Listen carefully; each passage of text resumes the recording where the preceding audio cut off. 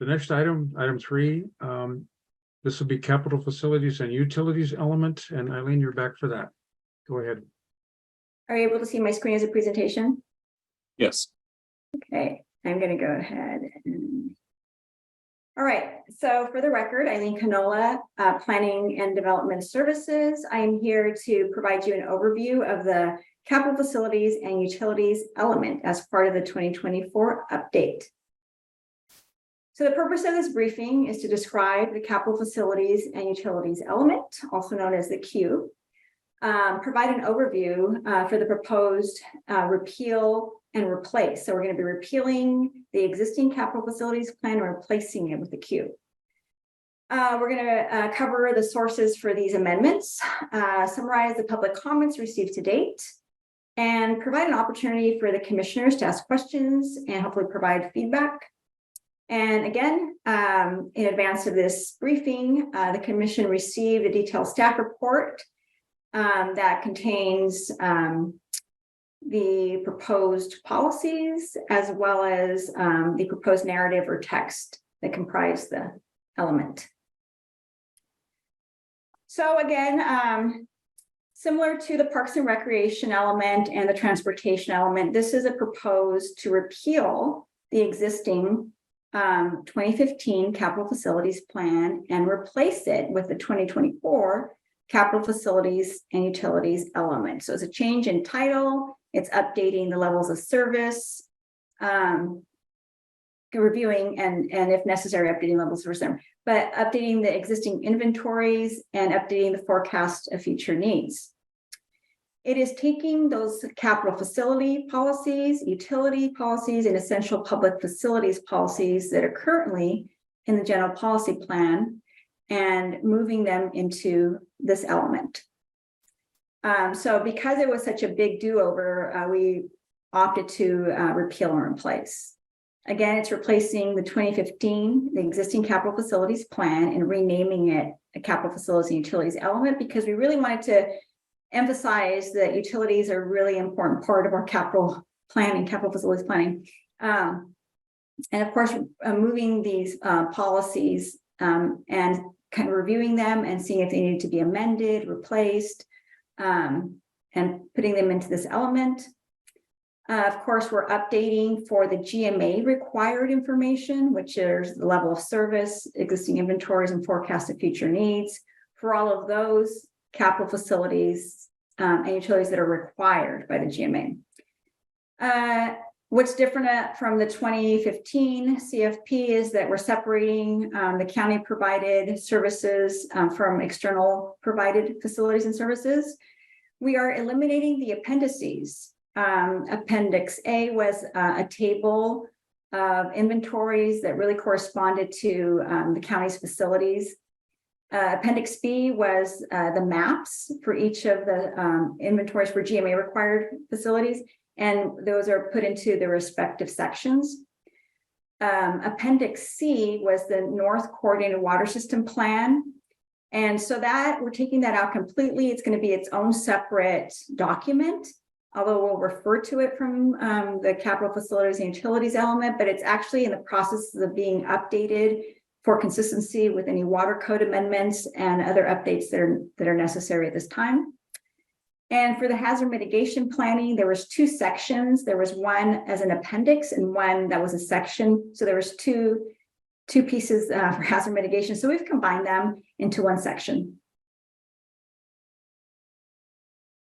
So as an overview, just the draft narrative or the text portion of this element demonstrates consistency with GMA requirements. It relates to the overall vision statement for the comprehensive plan, in particular, the public services piece. It demonstrates consistency with the multi-county planning policies and the county-wide planning policies. And it provides context and updated information for each capital facility and public service.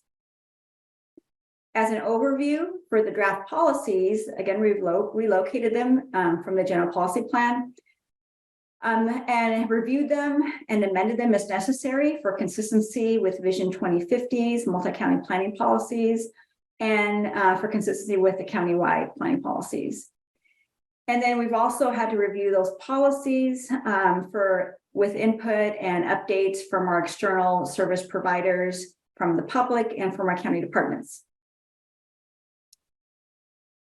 So just to make those relationships, just to connect the dots, the capital facilities and utilities element. So those utilities like broadband, electricity, natural gas, and our capital facilities such as schools, our roads, our parks, they're really there. We plan for them to support our adopted growth targets and our regional growth strategy, where we're putting all that growth, which in turn becomes our future land use map. So all the things that we're considering, those alternatives, those three alternatives that we're considering, that those are consistent with our adopted growth targets, our capital facilities and utilities elements really support this. So they help make sure that we're planning well for that. Our sources for amendments, this is a GMA requirement, having a capital facilities element as well as having utilities elements. So we're just combining them into one element. It's for consistency again with Vision 2050 and the multi-county planning policies for our county-wide planning policies. For our vision statement, updates from our external providers, except schools, because their update is next year in 2024. They only update their capital facilities plans biannually.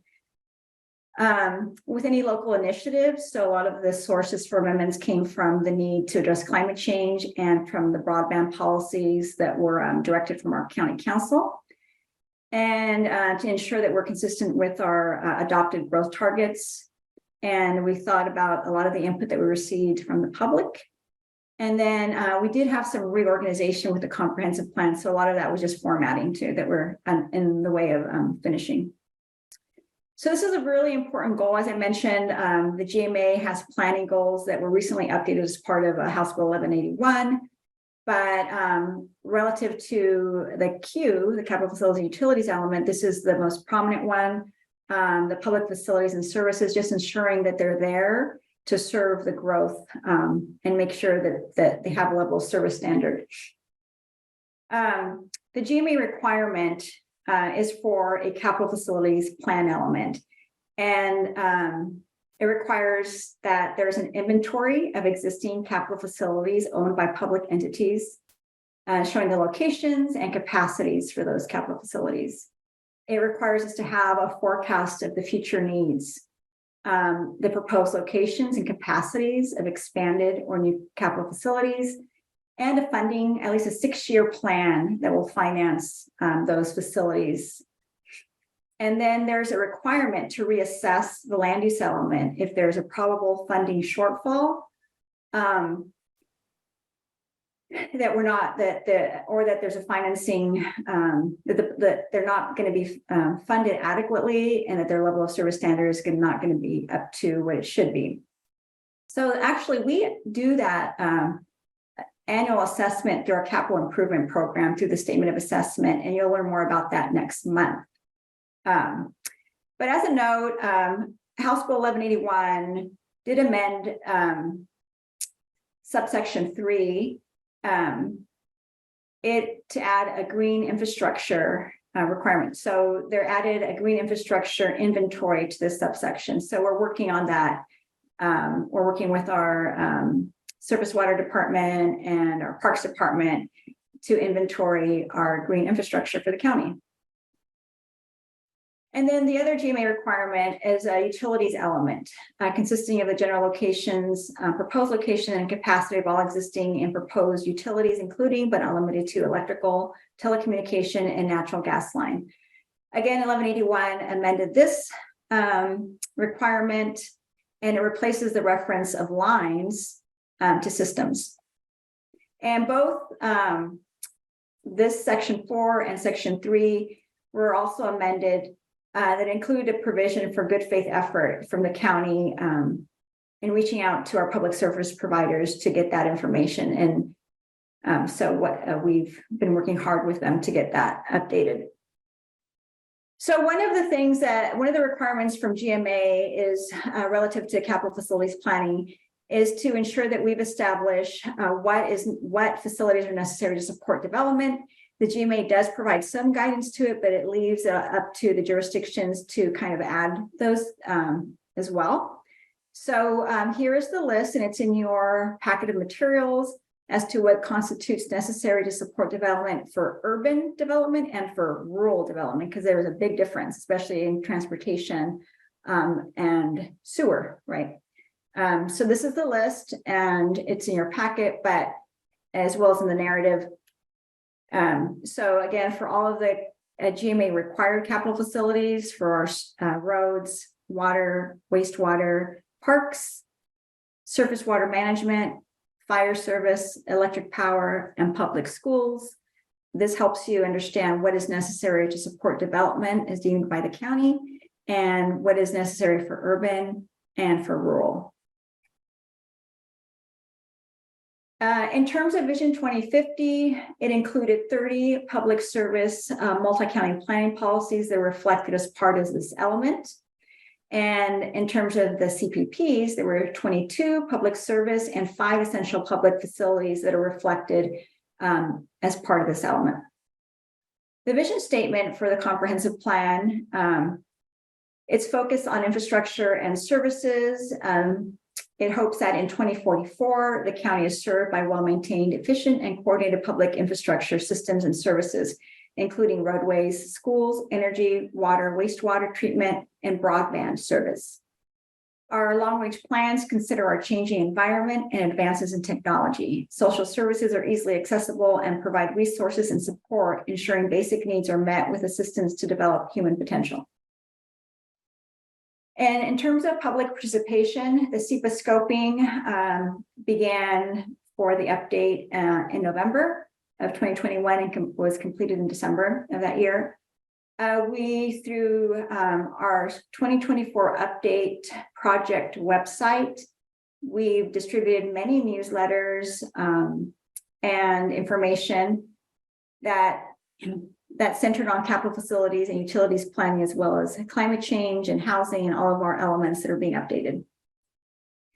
As part of the development of this element, we had one-on-one meetings with a lot of the service providers that are really focused in the Southwest urban growth area, because that is an area that's going to be receiving a lot of the growth based on our regional growth strategy.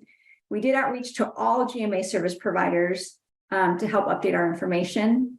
And we had a comment period on the draft policies for this element from March 31st to April 30th. We had approximately 12 comments that were received with general support, requests for clarification and edits. And now to go to our county provided facilities and services. Service, transportation, and parks, you'll be hearing from our staff next month on the transportation element, and you already heard from Carol Oakes from the Parks Department. This element references both the T and the Parks and Recreation element, but they're their own standalone elements.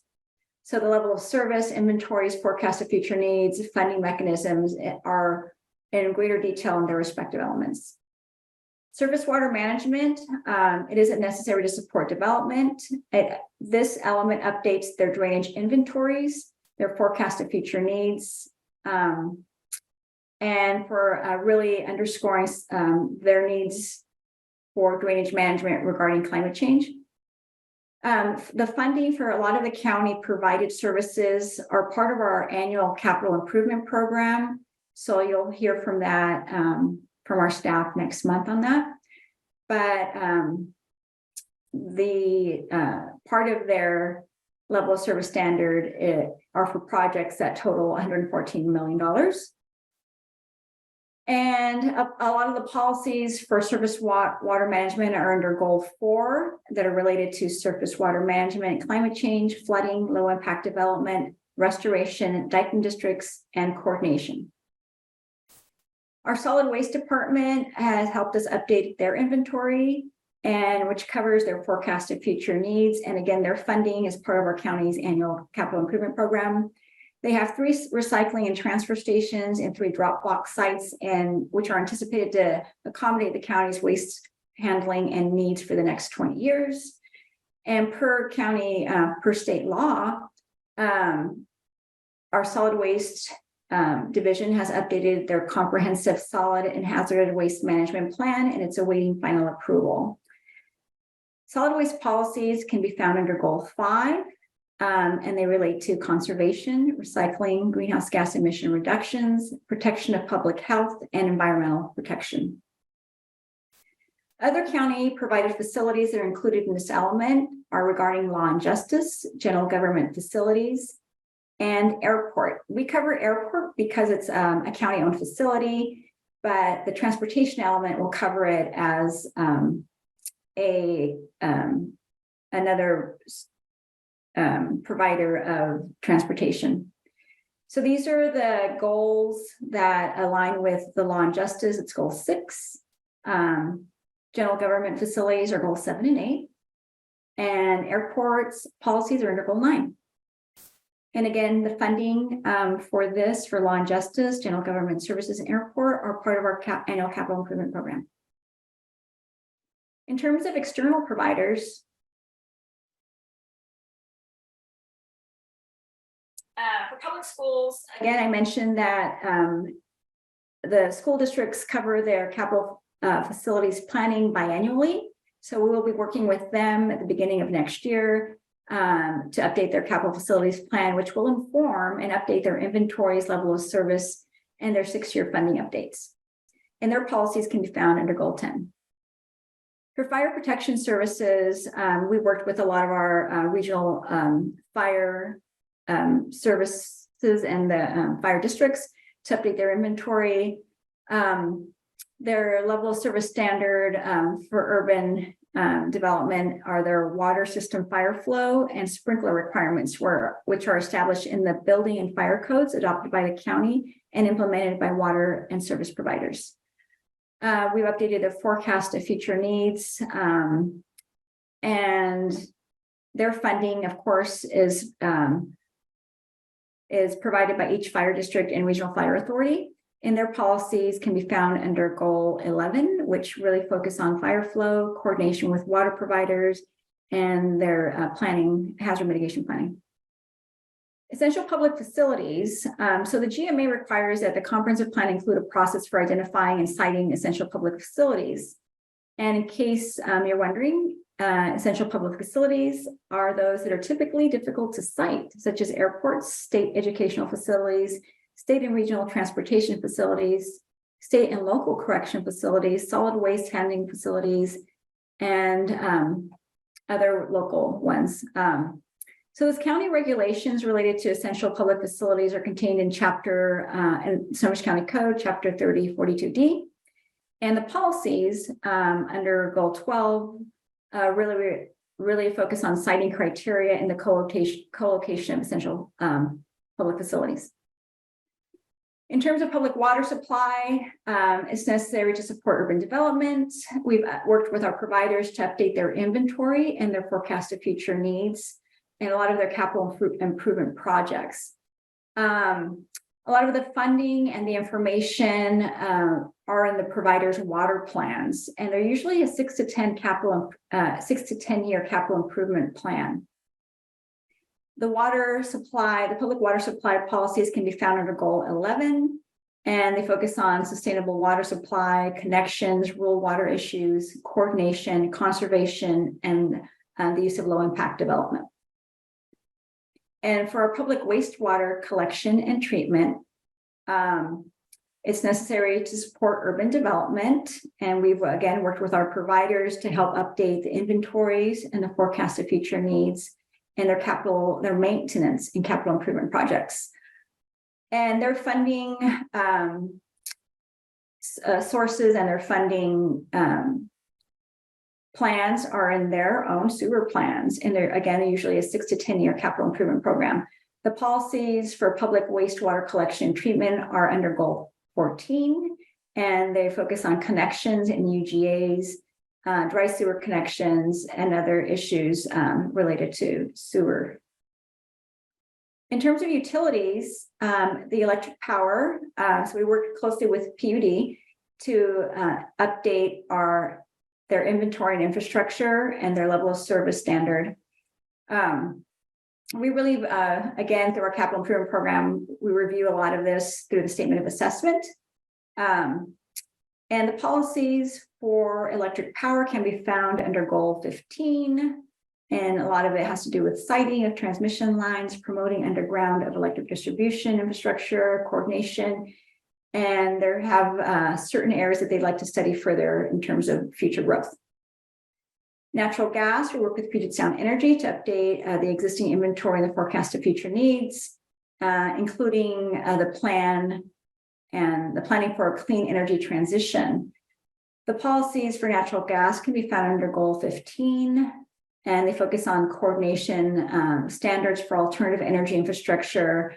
And they really wanted to underscore public safety with the call before you dig public, their campaign.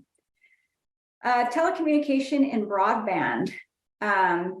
We worked with a lot of the data from the FCC and covering our forecast of future needs. Our policies are based on Council Motion 22097, and the draft policies can be found under Goal 15. It's really to help support a lot of the state speed goals for that the state has for broadband speed, which can be found in RCW 43-330-536. And again, this is in your packet, and it's really underscoring equitable and affordable access and permitting and design standards in coordination with other service providers to share utility infrastructure trenches. And then as part of this element, we do touch on that the capital, the 6-year CIP that the county produces is part of this element. It is part of the capital facilities and utilities element. The CIP it meets a lot of our requirements from our county charter, from the GMA, from the GMA requirement to assess and reassess those capital facilities and infrastructure that are required to support development and to ensure that they're meeting their level of service standards. So we do that through the statement of assessment in our annual capital improvement program. And then lastly, hazard mitigation planning, of course, is embedded in all the elements of our capital facilities, of our comprehensive plan, but in particular, our capital facilities planning. So it is really the HMP, or the hazard mitigation plan itself, is a standalone document, but we reference it as part of the capital facilities and utilities element. It is required from the Federal Disaster Mitigation Act of 2000, which requires development of a hazard mitigation plan to receive federal disaster funds. And the hazard mitigation plan and a lot of the work that the Department of Emergency Management does is to really coordinate with municipalities, with special purpose districts, with agencies, and within our own county departments to ensure that we're prepared adequately for a lot of the disasters that are coming our way, including climate change, which the next HMP will have a special area of focus. So the next steps for this element, of course, we'll take any of your comments that were received tonight and determine if we need to have any further amendments for this element. And if we have any questions that we do not answer tonight, we can respond via email, and hopefully Taylor can help facilitate that for us. And the public hearings on this element and other elements of the comprehensive plan are in late October. And the public may want to provide public comments during the Planning Commission hearing on this element and other elements. And we're also happy to take comments from the public. And with that, I will stop sharing my screen and take any comments or questions that you may have. Thank you very much, Eileen. Any questions or comments from commissioners? When I picked up that packet for utilities, it kind of boggled my mind. There's so much there, and how you absorb all of that. But Commissioner Sheldon. Sure. For what Eileen was great. From what you just did, I should have listened to you in the beginning. I wouldn't have had to read all this stuff. One of the questions was I had Now the health department is underneath Snohomish County, correct? Is any of that added into the new comp plan? That is a great question.